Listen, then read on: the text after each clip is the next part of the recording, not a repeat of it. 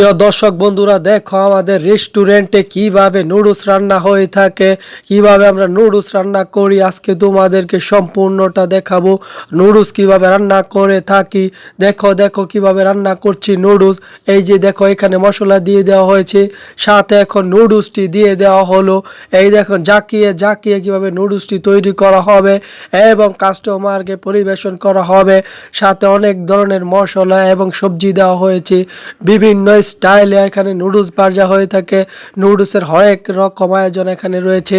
তোমরা যদি আসতে পারো চীনের এই শহরে, তোমরাও খেতে পারবে আমাদের এই রেস্টুরেন্ট থেকে। বিভিন্ন রকমের খাবারের ব্যবস্থা এখানে রয়েছে এবং বিভিন্ন রকমের মজার মজার সুস্বাদু খাবার এখানে ব্যবস্থা করা হয়। তোমাদের সবাইকে আমন্ত্রণ।